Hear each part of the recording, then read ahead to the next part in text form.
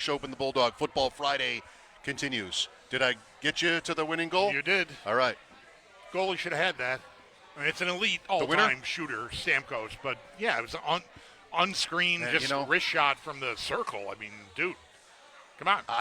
Make a save. It's Football Friday and Sal's waiting. I would love to have that conversation because that's where we're at. Yes. Like, that shot is a bad goal. Yes. I'd love to go an hour on that. That's a bad goal? Yes. Look at this. Stamkos, slow motion. From the dot, not quite the dot. Oh, that's a bad goal? Wow. He's got a defender pinching him off. He's not going to go to the middle, so the goalie, to me, should have got out a little bit more and taken the angle more away.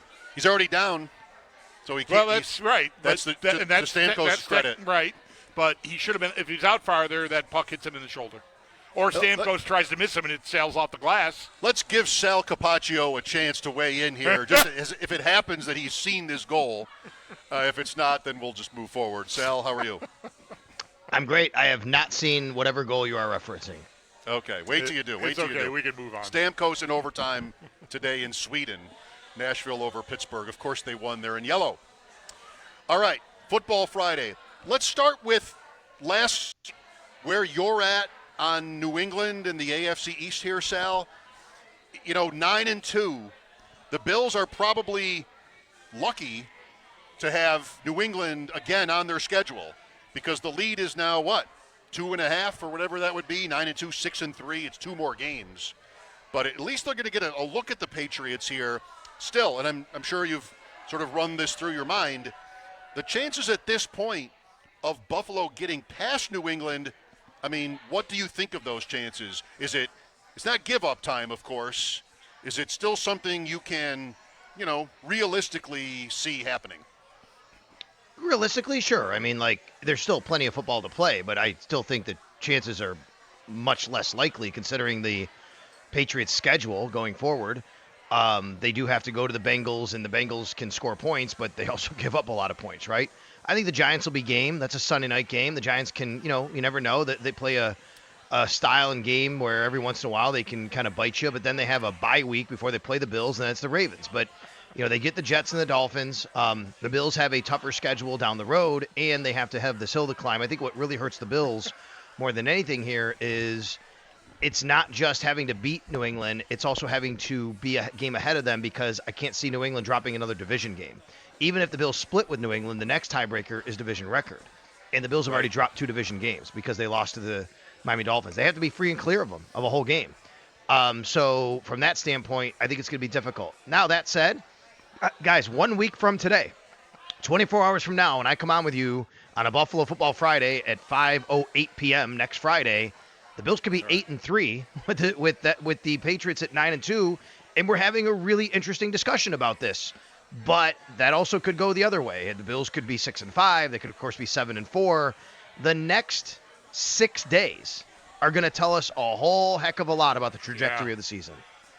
Sal, how this might be a weird question to ask you because, you're our reporter there, but how shook by the Miami game are you? Because I admit I'm of 2 minds about Sunday.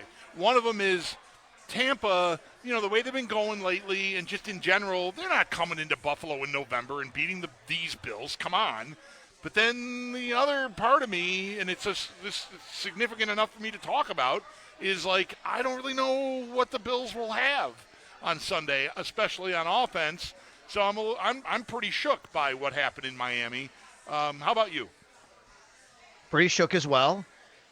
I think in the moment more than anything, during the game, I think I said to you guys the next day, even that if you had told me, even after Miami had scored 13 points, that the final score would be 30-13, I might take the Bills. You know what I mean?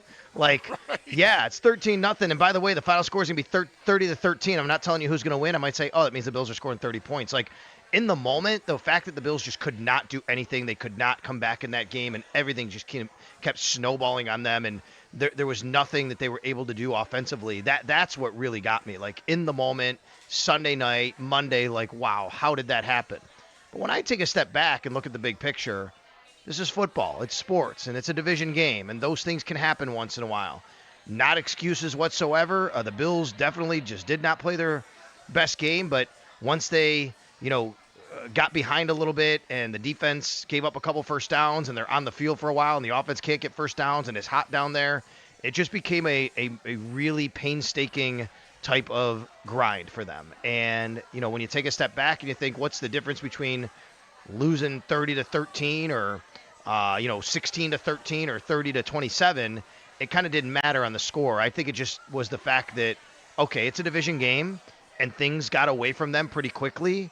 Those things are going to happen. But this is a team now that I look at, and same thing with you, Bulldog, where I just don't know what the answer is as far as the horses. I'm worried about the offense. I'm worried about the offense being able to do enough in these games where they're going to have to score some points. They can't chase the game. They just can't. And that's tough because there's no guarantee you're getting out front and controlling the game.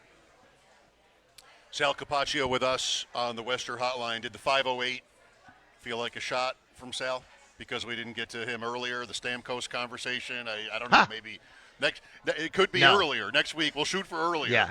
So that, no, I was just making the long point that 24. That 1 week exactly yes. from now, whenever we talk. I mean, the Bills play 2 games before the Patriots play their next game. Is the point, right? And I think that'll tell us a lot. Well, they're going to have to win most of these, Sal, or else they're going on the road. I mean, that's not news to you. Right. Tampa Bay is interesting as an opponent at Houston. Short week on the road. Houston's defense can be a problem. Mm-hmm. And then you have, as we looked at earlier, not to get away from the Buccaneers, but the rest of the season after Thursday is cold. It's just It's home games and road trips in the Northeast where this might be a weather game a little bit, right? Wind. And it isn't likely to be the last of these, of course.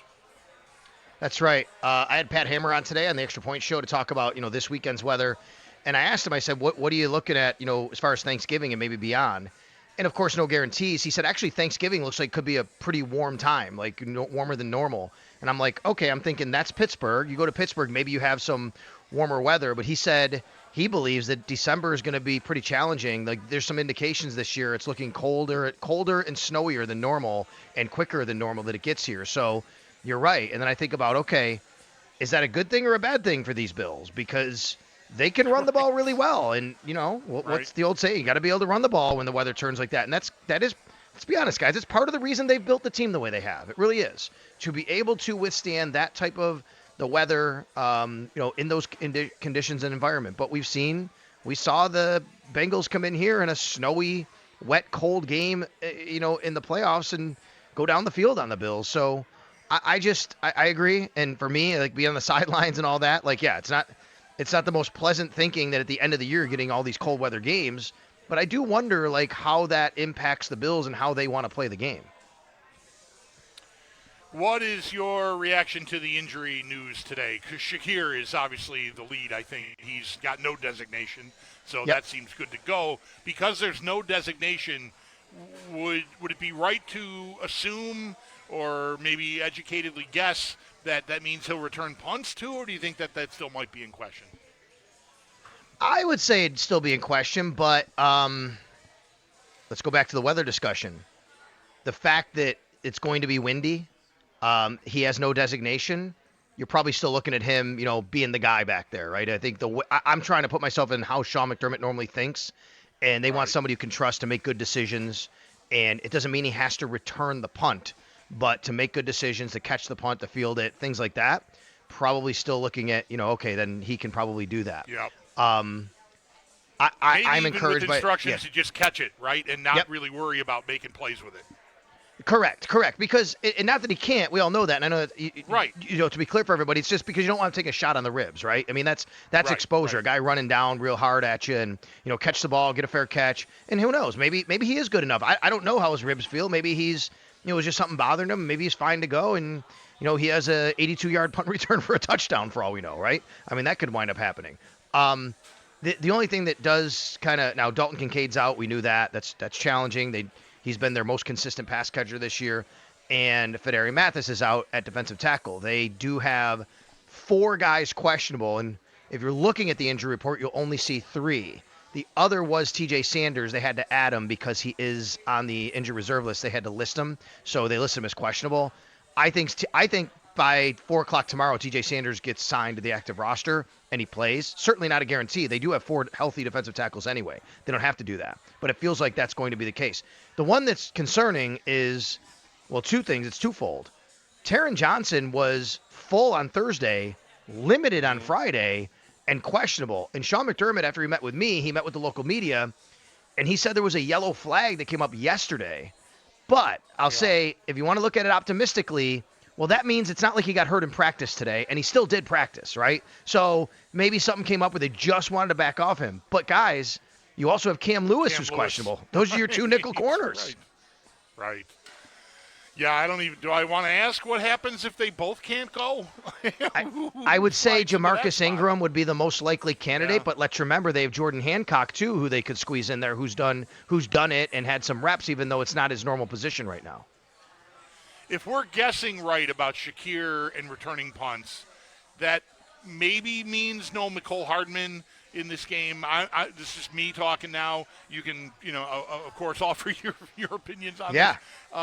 And what about Gabe Davis? Because we were talking very early in the show today about both of those guys, and unless they sign Davis to the roster, I don't see them elevating. I think we talked about this yesterday. 2 receivers as their 2 practice squad elevations. So how do you feel about Gabe Davis and his status heading into Sunday? I thought all week that it was trending towards him playing, but now that Shakir is off the injury report and you're dealing with, how you want to play all this, I don't know. It just feels like maybe it's another week away. He says he feels good. I couldn't really get much out of Sean from that. I did ask him how Gabe, did get through the week, and he talks very highly about Gabe and, how hard he works and, the kind of teammate he is and all that. All those things are very much, he checks all those boxes. The question is, does he check the box of getting out there and playing right now? And I do think roster matters here. I would also add this now that, Codrington is on the active roster, and I know the guy, I'm not telling you that Brandon Codrington is going to play nickel or should play nickel. It is his position, though. And if you do have 2 guys dealing with injuries at that position, you might have to have a guy who's break glass in case of emergency at the end of the game who is active, and that would also be the guy that would return punts. You know what I mean? I do think about that, too. Yeah. What do you think of all this for the matchup, Sal? I mean, we've already covered that it might be windy, not a quarterback's favorite conditions, but right. Tampa is somewhat depleted. They've been mostly getting by this year. I've heard points made recently that their offense really isn't doing very much. I know a couple of games of theirs I've seen that is what it looked like. But at another point this year, Mayfield was in the MVP conversation, and they've had big games. So how do you think what the Bills are in the secondary after all of that aligns with who the Bucs are? Yeah, the Bucs haven't been the same team over the last few games, I guess, as they were earlier in the year. And I do think part of that is Bucky Irving. Now, he has missed quite a bit of time. He is not playing again in this game. We know that. Neither is Chris Godwin. They're missing one of their starting offensive linemen, actually a couple when you go back a ways. They're pretty banged up. This is a team, I think, that has run into some struggles on offense, doing some of the things that they were doing earlier. And one of the reasons, though, guys, is that Baker Mayfield was dealing with a bit of an injury. And when TJ was on with you yesterday, I think he mentioned it felt like it looked like Baker was a little bit more right last week. He was moving around a little bit better. But let's go to Baker Mayfield's rushing stats. I know it sounds funny, but rushing stats this year. The last 3 games, he has not run the ball at all. 0 attempts for 0 yards. Before that, he was running the ball a little bit. 14 yards, 15 yards, 13, 44 yards in a game, 33, 39. It's like, I feel like that's also been an issue for them. Like, he's staying in the pocket, and if you can just keep him in the pocket and force him to throw, then I think you have a bit more of an opportunity, because he's a guy that can make plays out of structure. So I think that, plays into the Bills' favor in that regard.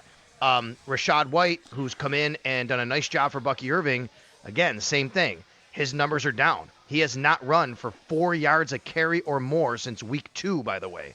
White has it. And then you have Sean Tucker, Syracuse guy. He actually does have a higher average yards per carry, and I think that's a guy they might lean on a little bit more. He just doesn't get as many opportunities.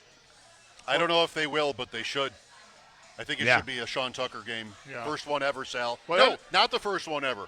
He popped last year late in the season once when guys were out, I think. But still, what do I know? But if I were Tampa, he would be my lead. That's really interesting about Mayfield and the running, Sal. Like, obviously, we're not talking about designed runs. Right. It's it's getting out of there. And I feel like I've been watching them closely enough to notice that that's happened just recently and whatever he's dealing with. But thinking back to earlier in the season, he is, to me, like the most annoying kind of scrambling quarterback because guys like Mahomes, Allen, Lamar Jackson, I mean, elite runners, at least Jackson and Allen are, and you know they're going to hurt you.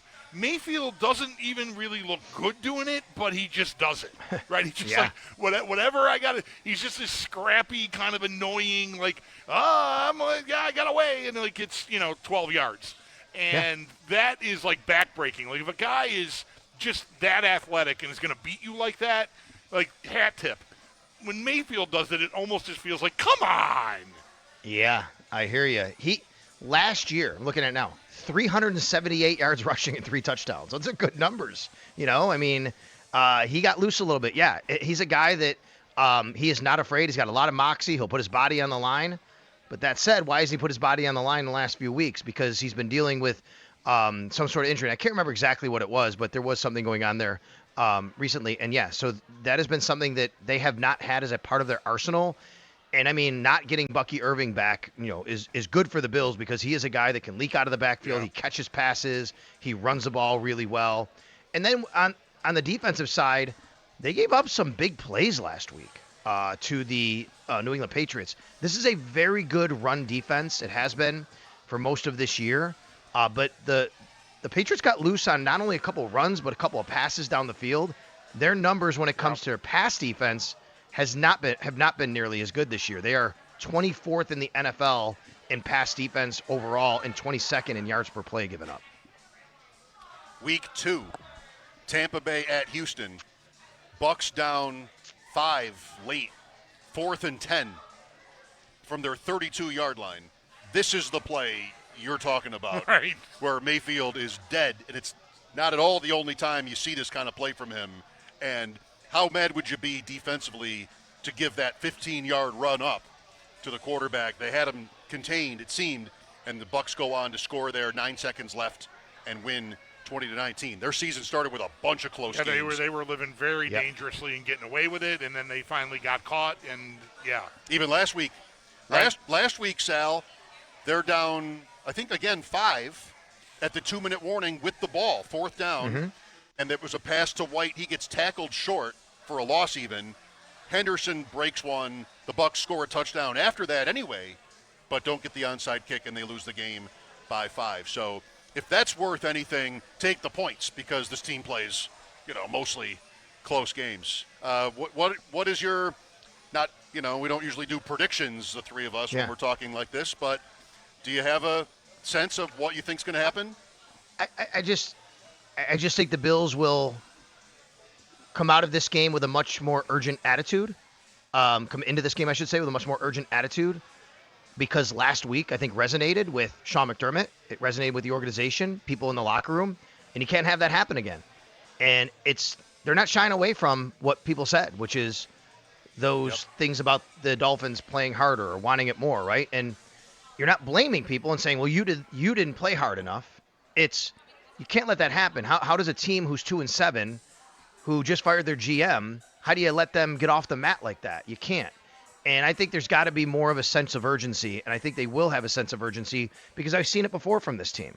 I've seen them have their backs, into a corner, and that's how they come out. And they know that they have to be more detail-oriented. They have to be more buttoned up. But, guys, it's football, and you come out there and it's a windy day, and all it takes is one ball on the ground and one batted pass or something, and you're talking about a different kind of game. I think for the Bucs, and you guys talked about this with TJ, you look at their schedule, they got the Bills and Rams, and even if worst case scenario, they lose 2 games, they're probably coasting the rest of the year, to be quite for the most part. And I'm glad they're you reminded looking at me of that. Yeah. So I think that they they come up here tomorrow, they'll travel. That plane door is going to open. It's not going to be bad. It's going to be like 50 degrees and raining, but it's not going to be Tampa. And then they're going to get to the stadium Sunday morning, and you think, you know what? Yeah, it might be nice to be out in L.A. next week or back at home. Like, you just hope that that's like a little bit of a mental edge you have when you're playing a team from Florida coming up. Yeah, I mentioned this yesterday. Of these next two games, the rest of the schedule is, it's Carolina twice, it's Arizona. It's cake. I don't have it memorized, but that's 3 of them anyway. Of these next 2 harder-looking games, the Ram game being an NFC opponent is much more important. And so, yeah, I might be hoping for like a Tampa takes a week off kind of week. Maybe you better. Yeah, and by the way, it's a Sunday night national TV game that they're having. Sorry to interrupt you there, buddy. National TV game on Sunday night against the Rams as well. They're playing in that game. But you're right, and that game will mean a lot. And as you guys know, by the way, too, this is the team that has visited Orchard Park the least ever amount, and they're coming here in the final year. They went the longest time without ever coming here, and now they've done it in 3 times, 09, 17, and then 2 years ago, and the Bills have beaten them every time. Right. Yes, the Bucs have a little bit of a cushion where they can slow play their injured guys. The Bills this year do not. Last year, yes. This year, no. Sal, thanks. Enjoy the weekend. Okay, you two guys. Thank you. That's our dude Sal Capaccio on the Western Hotline. His appearances are always brought to you by New York's only outlet liquor. When you need to stock up, it's the place to buy a case. What's your outlet? Football Friday continues from Leo's Pizzeria, Southwestern Boulevard location. Mike Schopp and the Bulldog, WG.